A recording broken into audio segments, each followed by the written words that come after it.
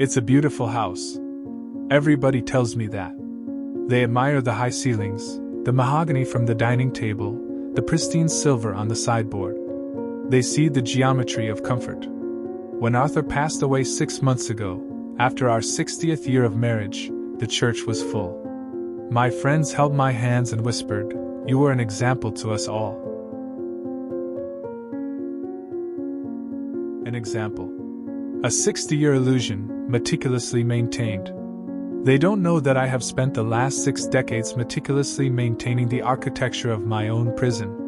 They don't know that every single night of those 60 years, I closed my eyes, and I used all my energy to imagine that the man sleeping beside me was someone else. I'm 88. And I made the final choice of my life, the one that determined everything, not out of love, or passion, or duty. I chose my life because it was easier. People use the word easy like it's a blessing. Like it means peace. For me, easy was a sedative. It was a slow-acting poison that I took willingly, dose by dose, for my entire adult life. We were 28. Arthur was already successful. A man who owned things, land, a future, certainty. He knew what color his tie should be. He knew when to speak and when to offer a hand. He was a good man. He was a very, very good choice. But then, there was Elias. Elias didn't own anything. He was wild, messy, a carpenter who lived in a small apartment that smelled of sawdust and strong coffee. His eyes were the first thing you noticed about him. They always looked thirsty. He didn't offer certainty. He offered questions. He offered chaos. When I was with him, I didn't feel like a lady. I felt alive. My heart beat so fast it hurt my chest. Elias asked me to go with him. He was moving west, to a life that had no structure, no guarantee. He was a wild river, and he invited me to swim. Arthur offered a safe harbor. He offered predictability. He offered this mahogany table. I remember the exact afternoon I made the choice. It was a rainy Tuesday, just like today. It was always raining on my Tuesdays. I had packed one suitcase. Just one. A simple leather bag. It sat on my bed in my tiny apartment. I was going to leave a note for Arthur. It was already half written, lying next to the suitcase. Elias was waiting. The rain was drumming on the window pane, just like this. I looked at that note. I looked at the rain. And a coldness started spreading in my stomach. A voice. It wasn't my logic, it was my fear. "What if it doesn't work?" the voice said. "What will you do? You'll be poor.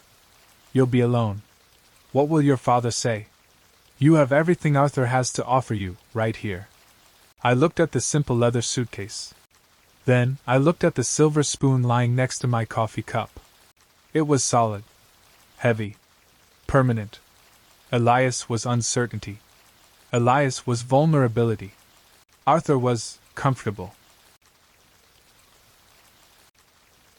I picked up that note.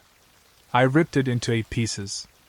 I opened the simple leather suitcase, and I unpacked it. One item at a time. My practical dresses. My sensible shoes. I folded my whole wild heart into that suitcase and hid it under the bed. I called Arthur and told him I was looking forward to dinner. I chose the practical. I chose the certain. I chose the path of least resistance. I thought I was being smart. I thought I was securing my future. But what I didn't realize is that when you choose the easy path, you don't just betray the other person. You spend every single day of the rest of your life betraying yourself. Our marriage was fine. It was civilized. Arthur was kind.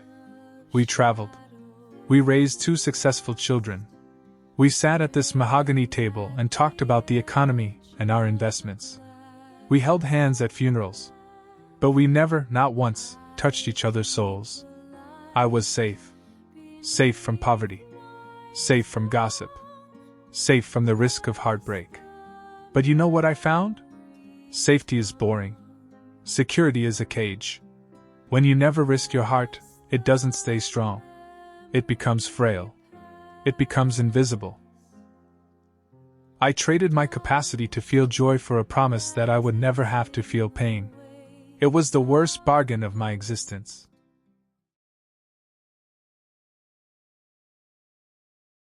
And what about Arthur?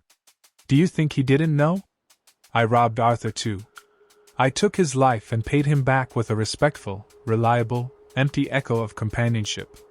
We were two polished mahogany surfaces that lived side by side and never once merged.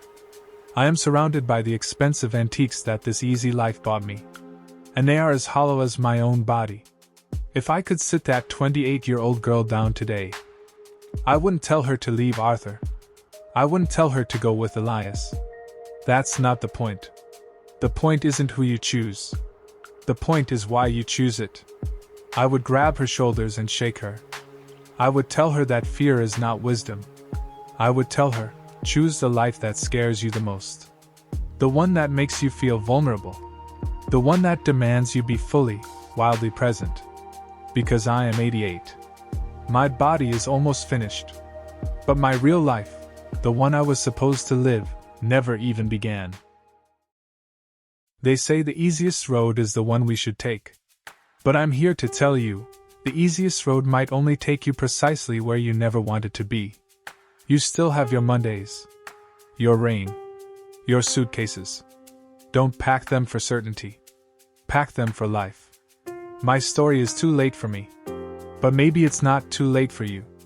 Tell me in the comments, what are you choosing right now, simply because it's easier? We are all prisoners of something. Let's identify the cages we build. If this reflection awakens something in you, please consider subscribing for more moments of deep life reflection.